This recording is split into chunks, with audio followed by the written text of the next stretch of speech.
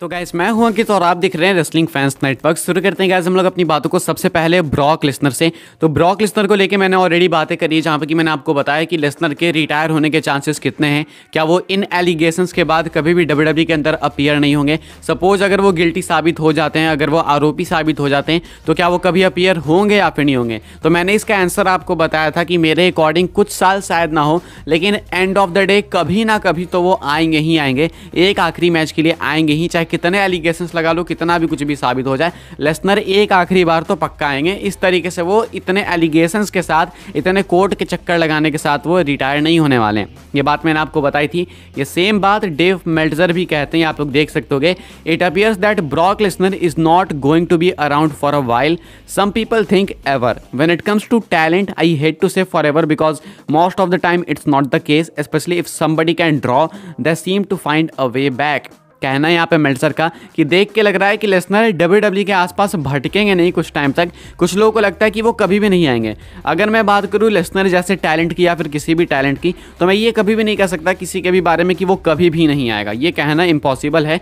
And specially अगर Lesnar जैसा superstar है जो कि इतना ड्रॉ कर सकता है, डब्ल्यूडब्ल्यूई के लिए मैसिव नंबर्स लाता है, तो वो तो पक्का कोई ना कोई तरीका ढूंढ के डब्ल्यूडब्ल्यूई के अंदर वापस आ ही जाएगा। उसका आना तय है। तो वो रिटायर होंगे इन एलिगेशंस की वजह से, ये आप नहीं कह सकते। हाँ, वो 1 साल 2 साल 3 साल एब्सेंट हो सकते हैं अगर वो आरोपी साबित हो जाएंगे तो, लेकिन फिर भी लेसनर आपको इवेंचुअली एक ना एक दिन डब्ल्यूडब्ल्यूई के अंदर एक आखिरी मैच के लिए देखने को मिलेंगे ही मिलेंगे। लेसनर बहुत मैसिव नेम है भाई, सिर्फ डब्ल्यूडब्ल्यूई से हम लोग इनको लिंक नहीं कर सकते हैं। यूएफसी के अंदर बहुत मेजर नेम है। इसके अलावा भी लेसनर ने बहुत सारी चीज़ें अचीव करी हुई है। तो लेसनर एक ग्लोबल नेम है, बहुत बड़ा नेम है।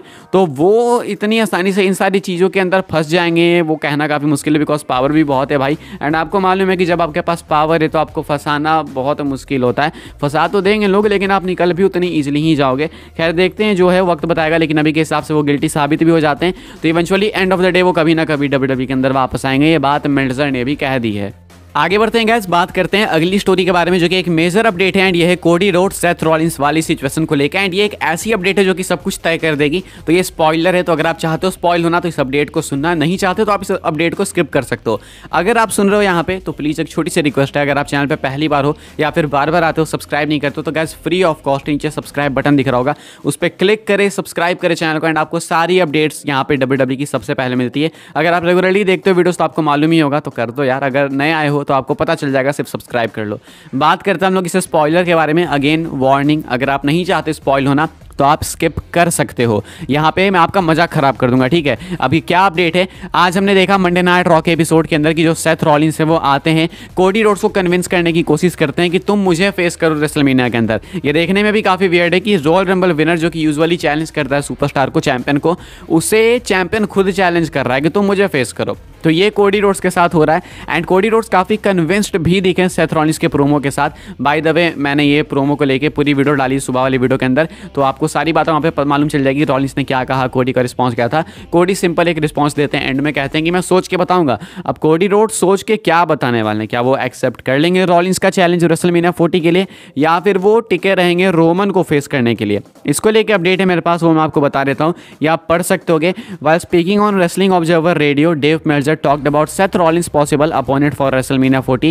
He noted that the winner of the men's elimination chamber match would definitely challenge Rollins, thereby making it clear Rhodes would not be Rollins' opponent. तो यहाँ पे बताना है the elimination chamber is definitely going to determine who faces Seth at WrestleMania. तो ये एक spoiler है, massive spoiler, कि Rollins ने भले ही चैलेंज कर दिया है कोडी को, लेकिन कोडी इनके चैलेंज को एक्सेप्ट नहीं करेंगे। अब वो कैसे नहीं करेंगे वो तो देखो WWE बिल्ड करेगी तभी मालूम चलेगा। लेकिन Rollins का जो अपोनेंट है वो डिटरमाइन होगा मेंस एलिमिनेशन चेंबर मैच से ही। एंड कोडी रोड्स इस वाले मैच के अंदर पार्टिसिपेट नहीं करने वाले। इस मैच में मैकिंटायर होंगे, सेमी ज़ेन होंगे, एंड और कुछ सुपरस्टार्स होंगे। सीएम पंक भी नहीं होंगे इस मैच के अंदर। तो अब ऐसे में कोडी रोड्स तो नहीं फेस करेंगे रॉलिंस को, इस अपडेट से मालूम चल गया। वैसे पहले से भी बहुत लोगों को पता था कि हाँ भाई रोमन के अगेंस्ट ही जाएंगे कोडी। ये बीच में डब्ल्यूडब्ल्यूई सिर्फ चीज़ों को थोड़ा और इंटरेस्टिंग बनाने के लिए ला रही है, लेकिन अभी के हिसाब से कंफर्म भी हो चुका है मेल्ट्जर की अपडेट के बाद कि मेंस एलिमिनेशन चेंबर मैच का जो विनर होगा वही रॉलिंस को फेस करेगा। कोडी रोड्स रोमन को ही फेस करने के लिए आगे बढ़ेंगे, यानी कि वो रॉयल रंबल विनर है, तो ऑब्वियसली उनको अपॉर्चुनिटी मिलेगी ही मिलेगी। तो ये एक मैसिव अपडेट है।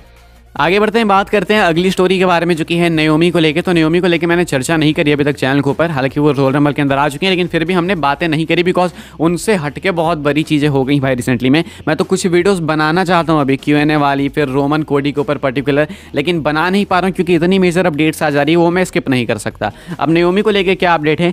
नाओमी को लेकर अपडेट आई थी निकल के सामने फाइटफुल की तरफ से कि नाओमी जो है स्मैकडाउन में परमानेंटली आपको देखने को मिलेंगी। Naomi is expected to be assigned to SmackDown, यानी कि वो आने वाले एपिसोड में आपको स्मैकडाउन के एपिसोड में देखने को मिल सकती हैं। अभी सुनने के बाद कुछ लोग तो कह रहे हैं भाई ब्लड लाइन के अंदर डाल दो उनको, क्या ऐसा होगा? आई डोंट थिंक वैसा होने वाला, बिकॉज वैसे भी ब्लड लाइन बिल्कुल ओवर होने की कगार पे। अब ऐसे में न्यू एडिशन करना भाई एक खुद के गले में फंदा डालना सा होगा, बिकॉज फिर से आपको चीज़ें रीस्टार्ट करनी पड़ेगी। तो ऐसे में नाओमी जो है I don't think blood line में होंगी, लेकिन अभी के हिसाब से वो स्मैकडाउन ब्रांड का पार्ट होंगी, ये कुछ कहना है फाइटफुल का। आगे बढ़ते हैं गाइस, बात करते हैं अगली स्टोरी के बारे में जो कि है CM पंक के एक्सपेक्टेड रिटर्न डेट को लेके। तो वैसे तो हमने सुना है कि 4 से 6 महीने के अंदर CM पंक आ जाएंगे। तो अगर आप अभी से कैलकुलेट कर लो तो फेब, मार्च, अप्रैल, मई, यानी मई और जून, जुलाई, अगस्त के टाइम तक आ जाने चाहिए CM पंक वापस। ये मेरी एक्सपेक्टेशन है, मुझे ऐसा लगता है। लेकिन मेल्टजर क्या कहते हैं, मेल्टजर के हिसाब से मैं आपको बता दूं, मेल्टजर का कहना है कि सितंबर में आपको CM पंक देखने को मिल सकते हैं। वहाँ तक तो कैसे भी आ जाएंगे, तो सितंबर तक आपको वेट करना है CM पंक के लिए, ये कुछ कहना है मेल्टजर का। ये कि इनके रिटर्न को लेकर एक्सपेक्टेड डेट है। एंड साथ में आपने देखा होगा कि आज CM पंक ने, बाय द वे अपनी अगली अपडेट है, आज CM पंक ने मैकेंटायर को क्लियर कर दिया कि जब भी वो वापस आएंगे वो उनको चैलेंज करेंगे, उनको फेस करेंगे, पहले उनसे डील करेंगे, उसके बाद आगे बढ़ेंगे। अब मैकेंटायर का WWE कॉन्ट्रैक्ट तो भाई अप्रैल में ही खत्म हो जाएगा, CM पंक आएंगे ही सितंबर के आसपास, अगस्त के आसपास। तो कैसे, अगर इनका कॉन्ट्रैक्ट ही खत्म हो जाएगा तो फिर मैकेंटायर कैसे फेस करेंगे भाई इनको? तो इसको ही लेके बात करते हैं डेव मेल्टजर, इसी कन्फ्यूजन को थोड़ा क्लियर करने की कोशिश करते हैं, लेकिन थोड़ा और कन्फ्यूज कर देते हैं। कहते हैं September is a reasonable return which was interesting because that set up the big angle with Drew McIntyre tonight to be his opponent when he returns and Drew McIntyre's not under contract past April and that has not changed which really surprised me. तो उनका कहना है कि ये खुद भी surprise हो गए देख के कि WWE ने ऑलरेडी इतने दूर का एक एंगल सेट कर दिया कि CM पंक वापस आके मैकेंटायर से फ्यूड करेंगे एंड वो वापस ही आएंगे सितंबर के आसपास। मैकेंटायर भाई अप्रैल के बाद फ्री एजेंट हो जाएंगे अगर वो कॉन्ट्रैक्ट रीसाइन नहीं करेंगे तो इसका मतलब है कि WWE काफ़ी श्योर है कि वो मैकेंटायर को रीसाइन कर लेगी कॉन्ट्रैक्ट के अंदर। मे भी, मुझे तो ये लगता है भाई, इसके अलावा और क्या ही हो सकता है। आपको क्या लगता है कमेंट करके आप लोग बताना जरूर से। आगे बढ़ते हैं, अपनी नेक्स्ट एंड फाइनल स्टोरी के बारे में बात कर लेते हैं जो कि है रोयल रंबल 2024 के स्टार रेटिंग्स को लेकर। तो आप लोगों ने रेटिंग्स दिए, लास्ट टाइम हमने सर्वाइवर सीरीज में भी करा था ये। तो जिन लोगों ने रेटिंग्स दिए मैं उन लोगों को बता दूं गाइस कि आपकी रेटिंग्स क्या है, कौन से मैच को आप कितना रेट करते हो।